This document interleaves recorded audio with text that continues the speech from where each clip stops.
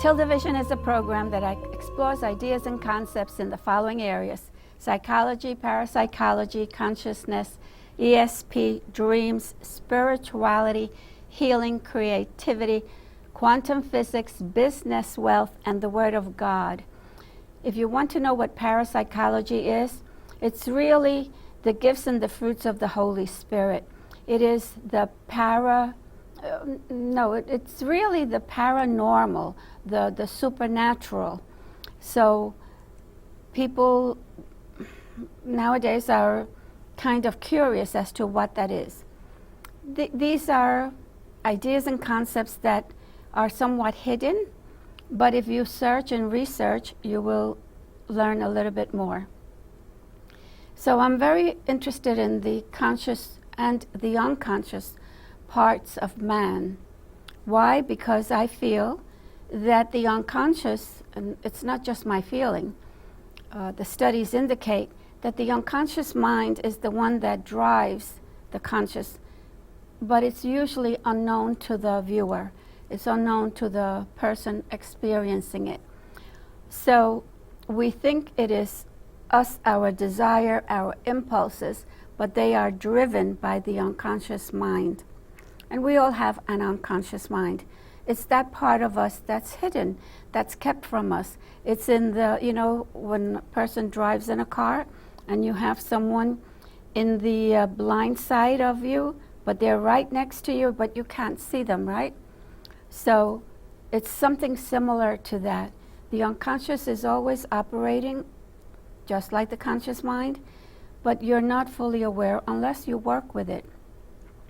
The name of the show, I called it Poetry and Dreams, because dreams are in the unconscious realm.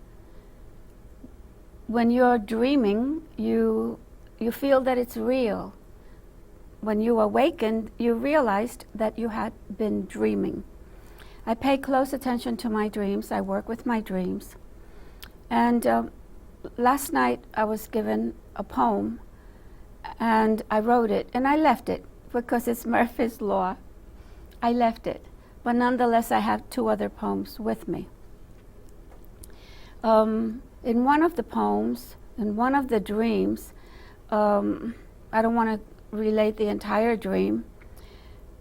I say to my sister who appeared in the dream, "Oh, look at that church." And I said, "Oh, can you please take a picture?" And she says, "No, look at it and you remember it." So in the dream, I really took a good look at this beautiful architect, the structure in stone, beautiful. So naturally, upon awakening, and I asked her, "What's the name of that church?" And she said, "St. John's." Upon awakening, I decided to look up St. John in the Holy Scriptures. And I only got to the first two sentences or three sentences when a poem began to show its face, to be running in my mind. Not wanting to lose the poem, I stopped reading the scripture and began to write. And after I write a poem, I usually do not recall it. But it began, "In the beginning was the Word, and the Word was a cry. And the cry turned into syllables, and then words, eventually into paragraphs, and prayers, poetry, and stories developed." This is the little bit that I recall. But it went on, comparing heaven and earth and us in those worlds, because we are physical beings, so we live in this earth plane, but we are in essence and truly a spirit. So we belong also in the heavenly realm. But we don't know that because we eat, we talk, we walk, we sleep, and so we think that this is where we belong. This is the only thing that counts. When you begin to dig a little deeper, you realize that you're so much more, that you are energy, that you are a spirit, that you are a force, and that force, everything lives within you, and you have access to it. And that access is a gift from God. So God is the giver of everything, the dreams, the gifts. So everything that you think you are, God gave to you. And it was interesting that, so we think that we are either a teacher, a scientist, an engineer, a poet, and we say that, well, I'm a poet. God gave you all those gifts, all those talents, the skills and tools. He gave you everything. When you were born, you didn't have any of that. All you really did was cry. And so I wrote a poem about, it's really an acrostic, to honor Jose Walters. Last month it was his birthday, and we celebrated it here in the studio. So I said, gee, what can I give him? And so instantly I sat down and wrote a poem. And the acrostic, I'll explain what an acrostic is so that for those of you that do not understand or know. So his name is Jose Walters. Now, I could show you, this is not a very flattering picture of him. But if you notice, I have his name on the top, and then on the side over here, I begin each sentence with a letter of his name. And I will read it to you. When I write a poem, I get an impression of what the person is, some ability that they may have, some gift that I perceive in them.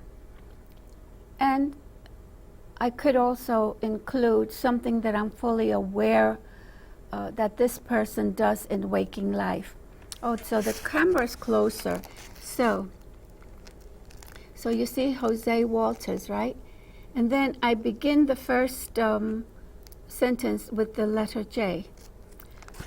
So, join the world that celebrates with you, over challenges that come and go from view. Surrender all that impedes your growth. Embrace life's stitches, machine that sews. Waiting for the very best to show, all is possible. The artisan speaks, laughing, climbing the higher peaks. Together, joyfully, helpful friends, everyone eager to work the trend. Remember love, hugs, kisses in your bowl. Smile, rejoice, all is well with your soul.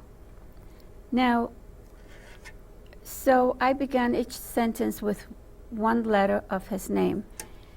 If you're wondering why I say what I say, well, we were joining to celebrate his birthday beside doing his TV show with Nancy Goddess.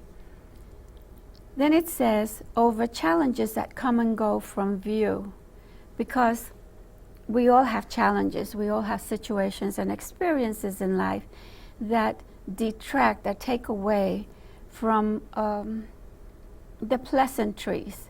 And so I call them challenges. Surrender all that impedes your growth.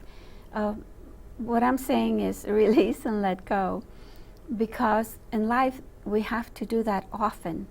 If we want to live somewhat satisfied, somewhat content, somewhat happy, we should not carry the burden day in and day out. Eventually we have to put all that baggage down.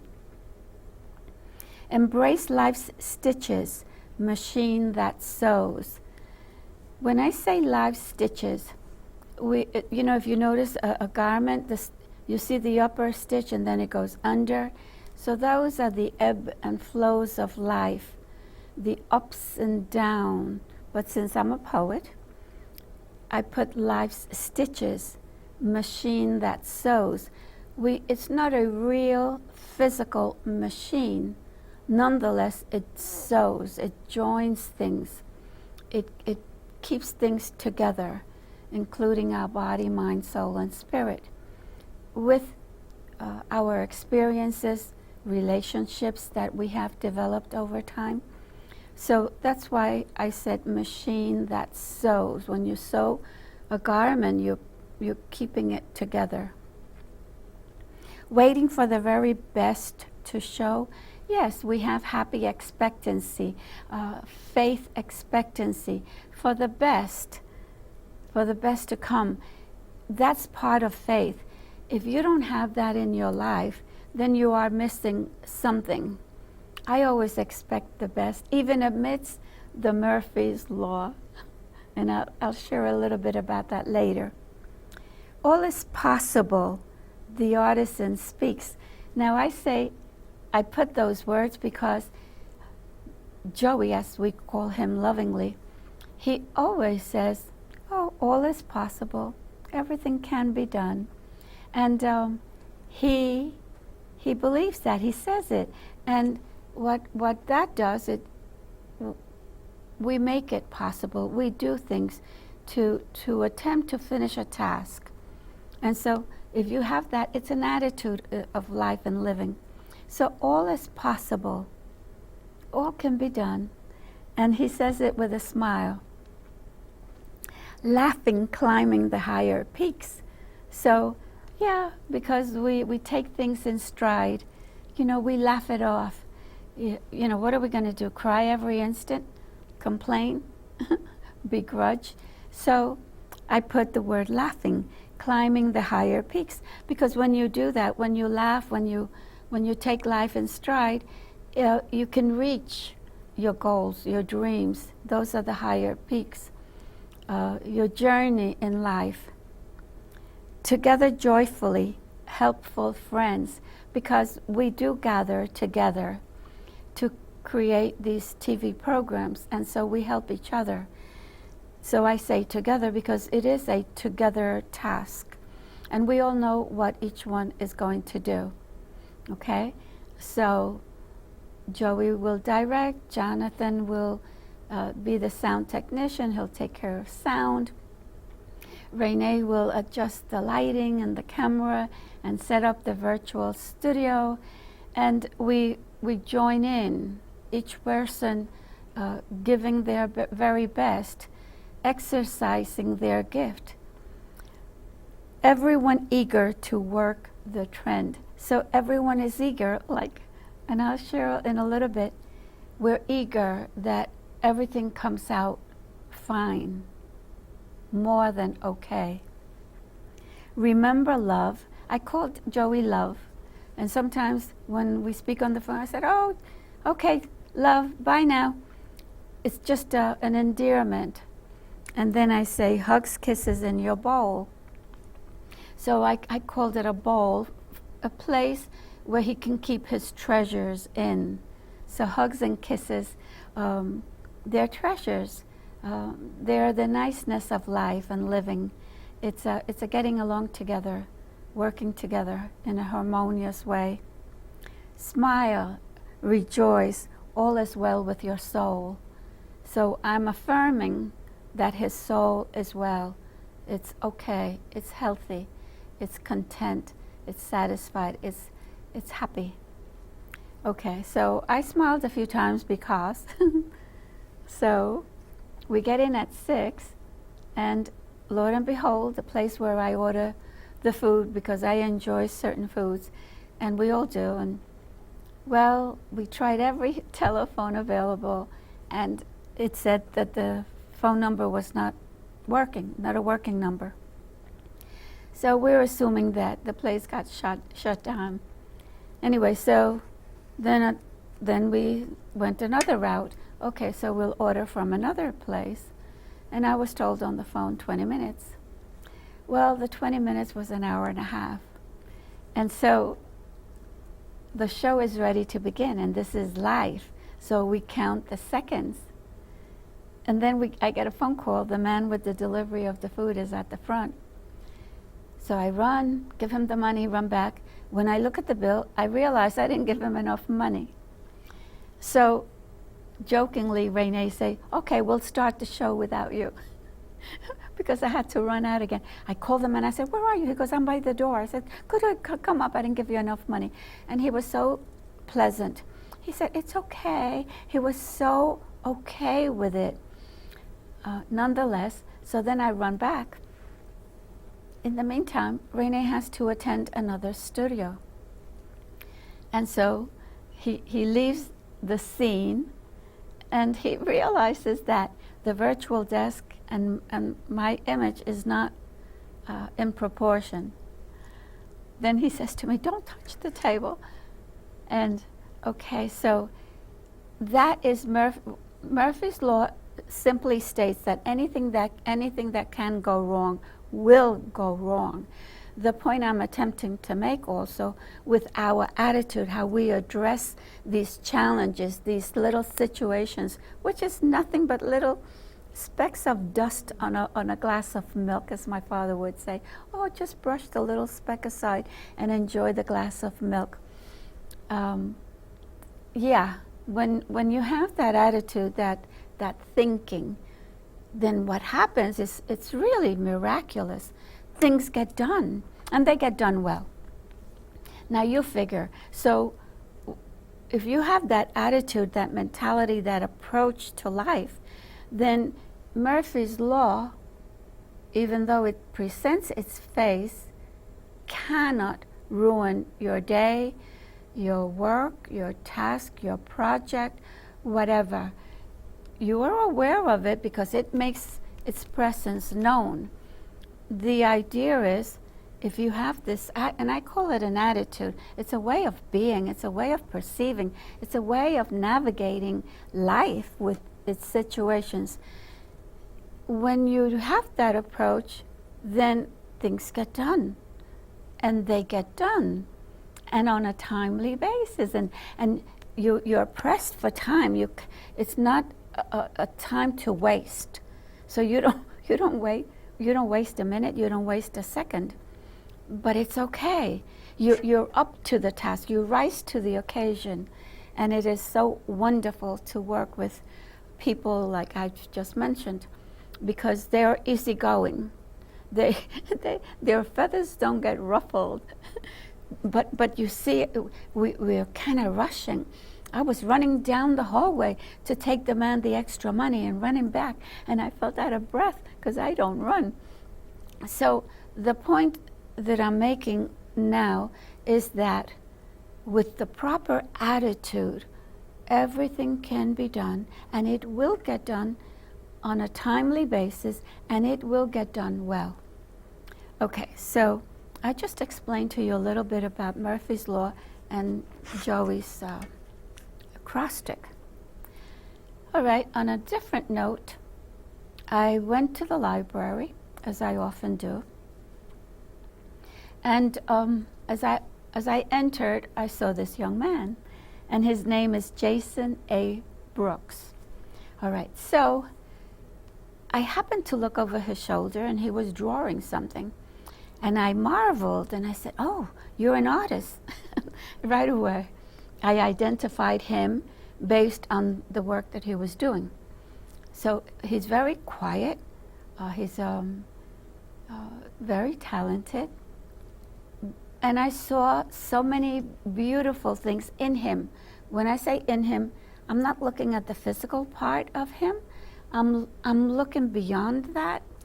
And so it's a perception, it's whatever is in front of me reveals something else. Okay, so I had drawn my logo, and I had given it to my daughter, and she loved it, and I had drawn it 3 times.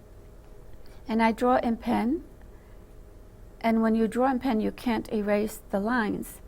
So I drew it in pen, and I asked this young man if he could correct at least one line and fix the nose of something and feather the feathers.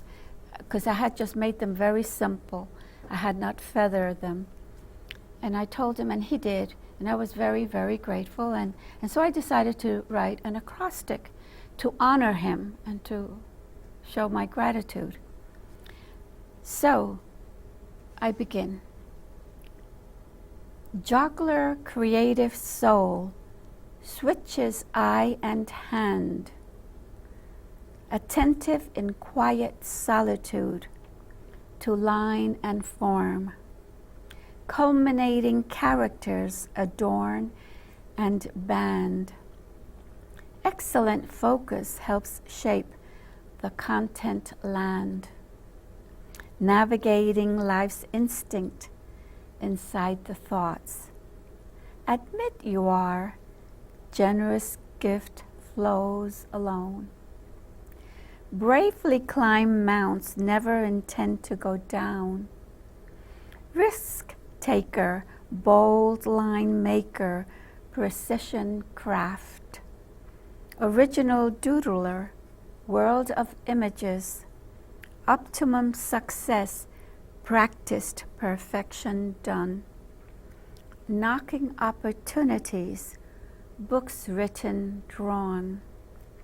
Shy Jason, extraordinary genius comes.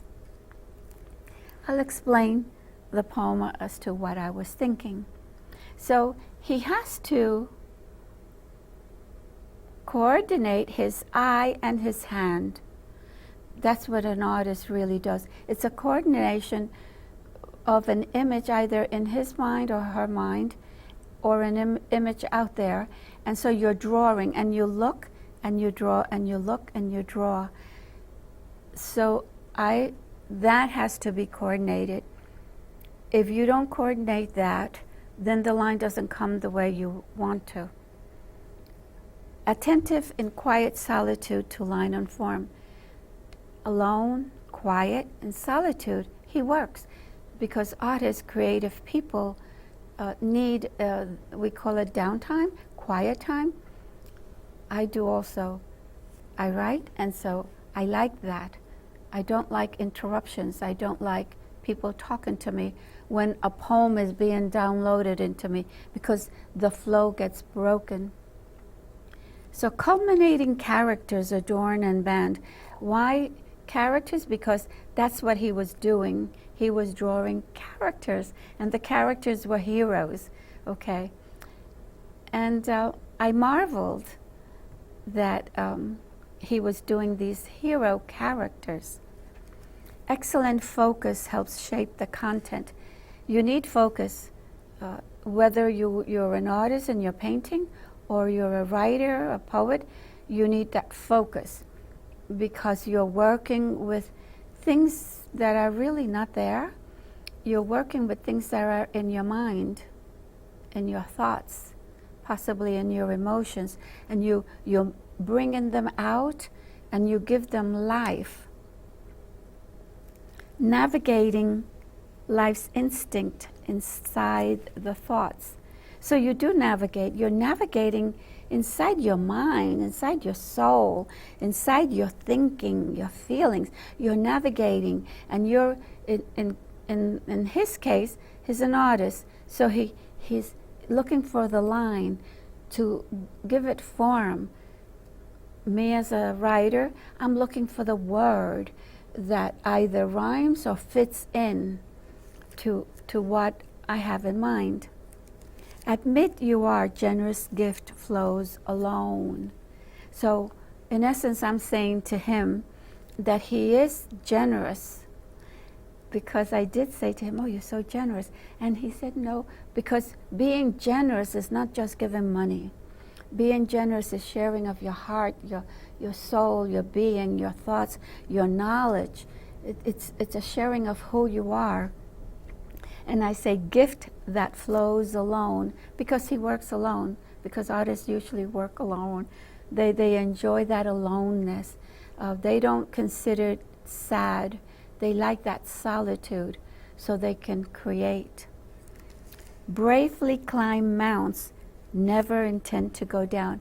So he would draw a line and he would erase it because it wasn't exactly what he was looking for. And he'd draw it again and erase it. And I said, oh my goodness, what patience he has. Because you do need patience. You need several things in order to be an artist, in order to be a writer. You need determination, you need insistence, you're relentless. You have to have those qualities. And these are qualities that perhaps other people may not see, but I do. And that's what I said, that I saw so much inside of him simply by his attitude, his approach to what he was doing. Risk taker, bold line maker, precision craft. I say that because you take a risk and you don't care. You take a risk, you try this line, or you take a risk and you try this word or this sentence. You're taking a risk and you don't care. You're the one creating. So to you it's not a risk, but you are in essence taking a risk. And if it doesn't work, you erase it, or you invent, or you create something else. You apply color. If you don't like that color, you make it darker or lighter. So you're the creator, so you make the decisions. Bold line maker, because I recall that when I said, oh, can you darken this line? So he made it darker. Okay. Precision craft. Precision because I noticed that when he was cleaning up some of his work, he was so exact, and I saw perfection in his work. He was being so perfect, erasing what did not belong. Original doodler, world of images, because in the conversation, I said, oh, give me paper. I love paper. And I said, I doodled on all the edges, all around. And he says, I do that too. We doodle, we see a piece of paper and we have to put something on it. So we draw, we create. And when I read a book, I write on the edges, all around. And when you buy a book, it usually brings a blank page at the beginning. I said, oh, how good. A blank page right inside the book for me to write my thoughts as to what I'm reading. Then I go to the sentence, optimum success, practiced perfection done. Yes, a lot of people say practice makes perfect. No, practice doesn't make perfect. Practice, it's success. It brings you success because it perfects whatever it is that you're doing, whatever you want to bring to that project. Then knocking opportunities, books written, drawn. And why did I put that, knocking opportunities, books written, drawn? Because I said to him, oh, Jason, have you ever considered writing a book? He said, no. I said, and then I gave him an example. I said, you can write books because children's books have just few words and you draw the image, so it should be easy. But of course, when you write a book, any book, you should have the content of what you're going to put in that. You have this whole idea. I call it a gestalt because you get it in a whole, so you know where the book, the poem, the prayer is going to go. You have it. You have the concept. So, and then I put books. I put books written, drawn, because written is the word and drawn is what he does, what Jason does. Shy Jason, extraordinary genius comes. I decided to put that because I saw the genius in him. It is kind of, it isn't that it's hidden, it's just that it's not fully developed. So, and it will be developed, but it requires a little more work, a little more time. Or if God so sees fit, overnight he could just, boom, there it is. The little genius is out of the box. So when I write a poem, I look at the person, I see their traits, their strengths, and I make a decision to focus on the strength. I always do that because why should anyone want to focus on someone's weaknesses? I don't think that helps in any way. So my attitude is that if I focus on the strength will get stronger, and the strength will bring them over the hurdle, over the challenge. And so that's that poem. And I dedicated it to him, Jason A. Brooks, and I had just met him at the library. And as soon as he helped me with that line that I needed, I said to myself, oh, I'm going to do something for him. And I went home, and I did. And writing poetry comes easy for me, very easy. It just comes. It's extremely easy, and I love it. And I'll work with a poem until I'm pleased. The one that I just read before, Joey, that only took maybe 3 minutes, 1 to 3, as fast as I can write, because it was being downloaded. This particular one, I began by putting everything into the poem. So I made it wow, and it took 2 pages. And I said, no, I have to reduce this, comprise it into 1 page. So I had to condense, and I had to let go of many words in order to make it fit into 1 page. And I did. Also, I like to put the image of the person in the poem. So I like to put the image in the background. So that would be covering the white of the page. And it's, to me, it's attractive. Okay, why did I call this program Poetry and Dreams? Like I said, in the dream that I see this church, and I asked my sister, oh, you know, what's the name of that church? And she says St. John.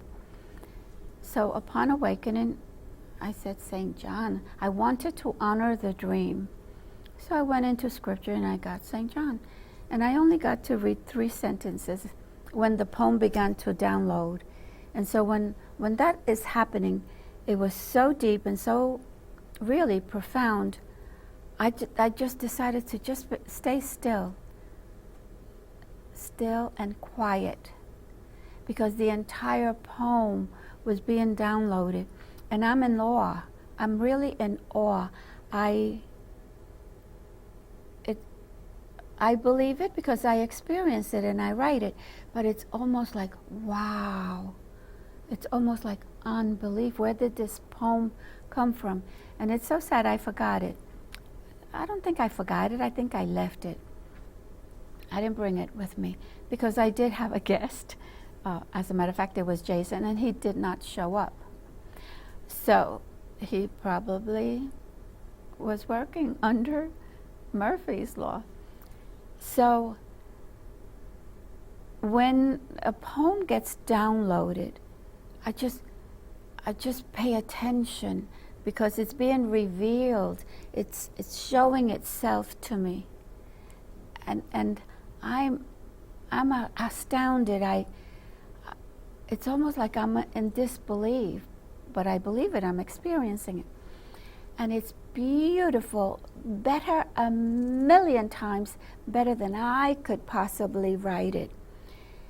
And then I say, oh, okay, the poem finished. Let me sit down and write it. And then it doesn't come exactly the same. Okay? So I sat down and began, and I said, oh my goodness, I'm not in that flow. Oh no, I'm putting these words together. It's me. It's not the flow. So then I said, I'll just stop writing and attempt to get back in that flow. And bits and pieces began to come in. But then my thought, I began to think. And it stopped the flow, it stopped the poem and the beauty that it had. So I wrote it. Then I read it and I said, it's nothing like the one that was being downloaded. So I begin again and I write another poem. without looking at that one. And I said, oh, it's a little better, but it's not what was given. Then I wrote a third one. Not fixing and not editing, not proofreading, and Lord and behold, I combined parts of poem number 1, poem number 2, condensed it into poem number 3. I looked at it and I read it and I said, well, this is closer to. It's not the one that was given, but it's satisfied, and I had to do my show today, so I had to put that work down. By the way,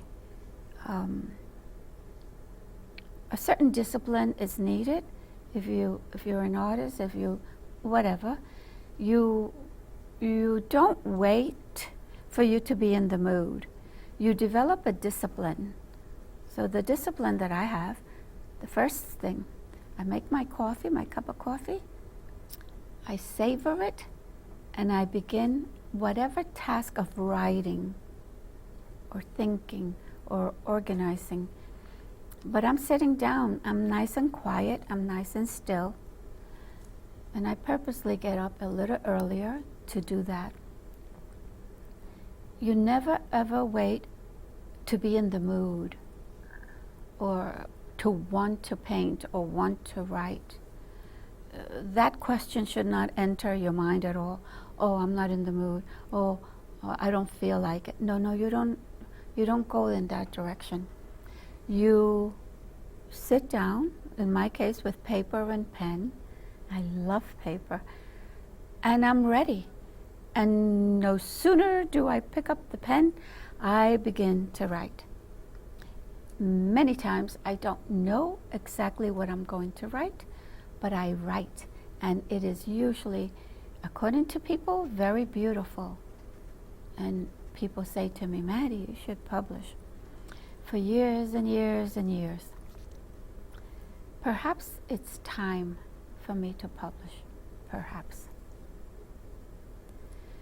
Another dream that I had, which I spoke, and I took the entire show to talk about that dream. In the dream, I was teaching a group of women, and so I decided to honor the dream, and I developed an entire short program concerning that dream and that group of women. Then I called a few, and I let them know of my intention. Oh, that's another thing. When you speak, if you're a creative person, we're all creative. It's just that some of us have developed it and express it. Be direct, be honest, and attempt not to manipulate, attempt not to really influence other people. You focus on your work. And that's what, for instance, I can manipulate a word. I can shift it from one place to another. I can do that, but not people. And the reason I say that is because some people are mistaken and think that they can manipulate others. No, you can manipulate your environment. I'm looking at 3 vases over here of flowers in front of me. And I said, oh, how pretty. I would like those flowers to be behind me, So that's a manipulation. That's a changing of the scene. I changed them. Why do I say to be direct and honest and truthful? Because it's the best policy. We think we're smart, but there are people that can perceive so much more of what is said. They're sensitive. They can perceive an environment. They can enter a room, and instantly they'll know if the energy is high or the energy is low. It's so an artist they want to be truthful. They want to be real. they kind of almost don't care. They don't care if people don't like their art. They don't care, they just do it. Eventually, someone will recognize a talent, someone will give them credit, buy their works. I find that as I live more years, I've become a little more direct. And I even say to my daughter, I don't know, I'm getting antsy, I'm getting edgy, I'm getting, to be a little difficult. But it isn't any of that. It's just that if something is concerning me, I'll say it. And I feel that I'm somewhat tactful, so yeah. In other words, speak truth. And everyone is gifted. Everyone has a gift. We don't have to compare ourselves to anyone else. We don't have to take any ideas from other people. We don't have to steal or pleasurize. We don't have to go in that direction, because if you get in touch of who you are and all the beautiful things you have inside, and tap it, and it will answer you. It will respond. It wants to be created by you, because it already exists inside of you. So there's no reason to want to take that which does not belong to you. I find that being honest that way, and also when you write, oh my goodness, just let it flow. Just let it go. Just do. Don't edit. Don't let the editor inside of you begin to correct. Oh, it has to be this way. No. Get in the flow and just flow with it. It will yield so much more. So if you're a writer, don't edit. Don't put the brakes on the flow of creativity. Just allow it to be. Allow it to come forth. Give it birth. And it feels just like that. It feels like a birthing. It's a birth. There's no other word I can use, because first it was inside of you, and then now it's on paper. It's out here. Now it has form. The character shows. The nuances show. The intent shows, and you're in awe that you just gave birth to this thing, this beautiful thing. And it is exactly that. And you experience a joy inside. And when I'm writing, sometimes I'll cry. I'll cry because it's so beautiful. And I say, oh God, you're so good to me. You just gave me this. And I cry, and I wear eyeglasses, so then I got to be drying my tear, and I'm writing and I'm crying. So it's the emotion comes up, and it is simply beautiful. And it's not that you're laughing. It isn't that. It's a joy, and it's natural, and it's not make-believe. It's real. It's so real. It came out of the depth of who you are, and not only who you are, but the purpose of who you are to be, meant to be. And I often write, well, I want to be free. Like we want things, right? So we want wealth and money and health and beauty. I mean, we want these things, and that's all good and dandy for this plane, for this earth plane. However, the other thing that comes up, it's wealth, it's abundance, but it's of a different nature. It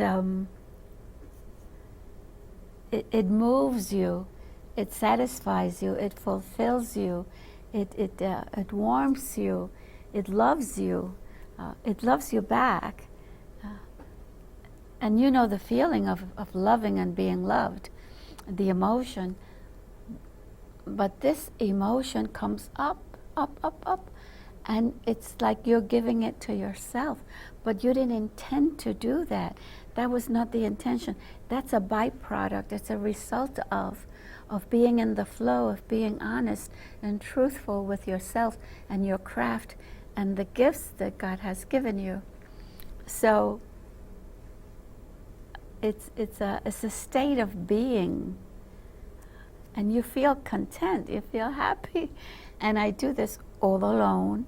I get up early to do all this work because I've never done it in front of people.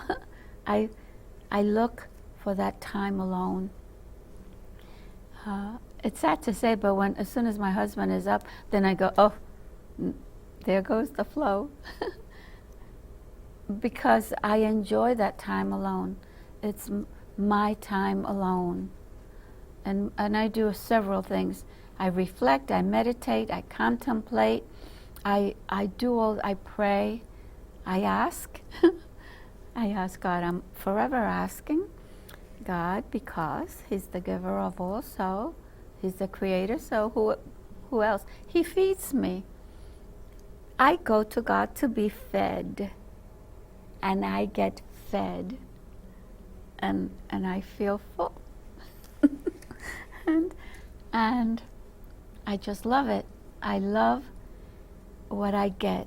And so people will ask me, oh, Maddie, you're always so happy. Oh, Maddie, oh, Maddie, this. But this is what I do. It's like a routine. It's my little routine, my morning routine. And that routine could take 3 hours, and I don't care. I got up at 7 this morning, and I am not a morning person. But and I know it and I feel it, God wakes me, and I go, oh, you want to give me a poem? What is it you want to talk to me? So I'll get up, right? Make my cup of coffee. I am not a morning person. I mean, don't ever call me before noontime, because I'm not civil at that time. I'm either sleepy or groggy. But when I do this kind of work, then something miraculous happens. I can get so much done, so much accomplished, that I amaze myself. I go, oh my gosh, it's only 2. And I feel like the whole day like time slows down. It's I cannot explain it. You feel like you did so much, and time almost stopped still for you to accomplish whatever you needed to accomplish. This is a sharing of some things that I do. It's a beautiful habit. I don't know whether it's a habit. It's a routine that I have. And when I get into a routine that I think might not be fruitful, that has lost its value, then I am willing to change that routine. I am so willing. And to put something in its place. Lately, this was Tuesday. Tuesday, I was debating 2 different places. Debating in my mind where I should go. Should I go this way, here, or this way, there? And so I decided, I'll put in a question mark to God. Question mark with a demand. I say demand well anyway. So I wrote, Lord, I'm contemplating these 2 places. Please lead me to the place where I belong. Lord and behold, I get to the other place, and what is the theme? Environment, places. The same thing that I had written right before I left my house. And I said, and when the person was speaking about places, and it was more detailed, I'm not getting into that now. But in my mind, I'm saying, God, man, that was fast. You gave me a quick response. Please know that when you pray, when you ask, God hears you and He responds. It's just that we are not in tune, and so we don't see or hear the response. We don't see it. We don't see the synchronicity. We don't see when someone is bringing us the information. We just don't see it. But when you're in that flow, oh, you see everything. You know everything. You really do. You know so much. Oh my gosh. I'll give you a for instance. So I was passing by this lady. There was another lady, and I had to kind of squeeze. And I said, oh, and I used this word, oh, Nana. Please don't ask me where that expression came from. I called the woman Nana. She says back to me, oh, that's what I'm called. I didn't know that. But this is how things happen. So it just came into my mind because of the probably because of the nearness of my physical body to her. I don't know. It's just that I knew that information. It's insignificant. I mean, it's no big, deep thing. But things like that do happen.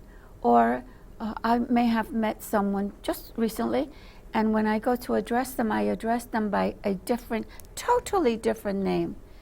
And I go, oh, I'm sorry, that's not your name. Then they'll say to me, oh no, that was the name that my parents were going to give me, but they changed it to whatever. So those instances, if you can just remember them. Why? Because you are accessing information, you're accessing, and we access a lot because everything is in the environment. So we access everything. It's just that perhaps we don't pay attention, or it's not important. I don't know, but for me it is. So when I'm working on, I call them little projects. So I relax, and I don't close my eyes to meditate. I could be in meditation and talking to someone, but I'm in meditation. They don't need to know. I'm relaxed. I'm in that flow. And so I speak it out, Joey. Just tell me. Okay, thank you. So, thanks, Joey. So, 5 minutes. 5 minutes. 5 minutes. So, let's say you had to write or paint or construct or build, whatever it is, do a show, a lecture. And I'll give you a for instance right now. The truth, I was not prepared. I was under the influence of Murphy's Law. But as you can see, I have spoken for 55 minutes. We have 5 minutes left. Information will come in. Information comes in. I will remember something. And I will honor that something that comes in, and I will speak it.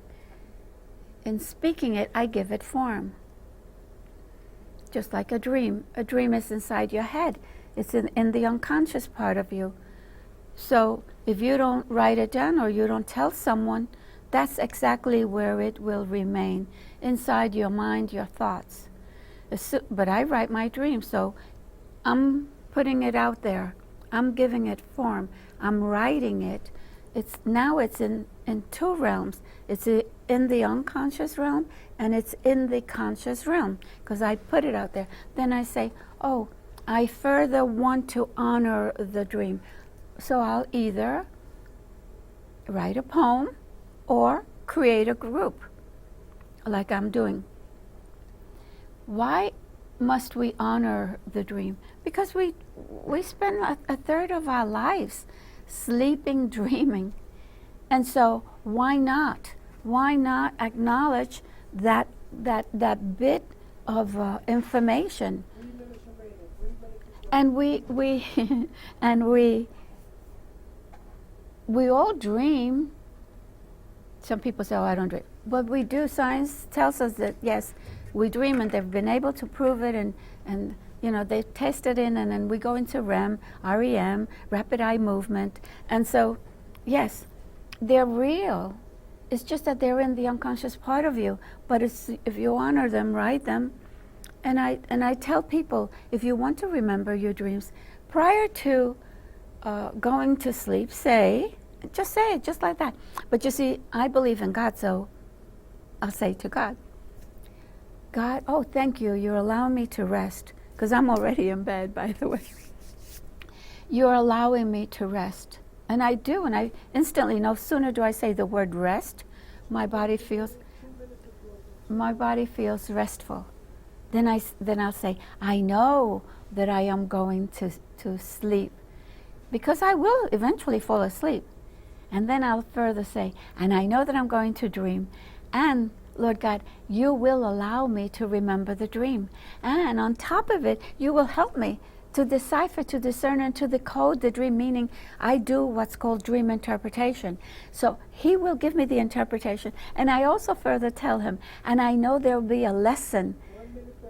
And so I ask God to please reveal that lesson for me, what it is that I need to know, so that I can live better, healthier, happier.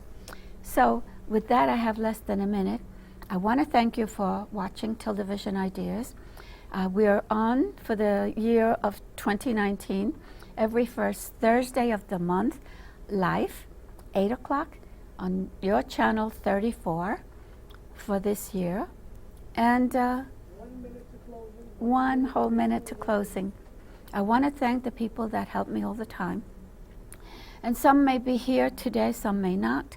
But of course, Joey Walters always says present, and Joey is my director. Renee always says present, and he is so caring. I mean, when I come, he has already prepared the studio for me. And Jonathan Griffith, and Richard Graziano, and Fran Pellegrino, and Ruben, who's telling me how many seconds I have left. And I thank him. I thank Ruben. Thank you. 20 seconds. He's telling me 20 seconds, 20 seconds, as if I don't hear. 15 seconds. 15 seconds. He must be laughing. 10. Now he's counting down. That's what he does. And he does it so well. 3.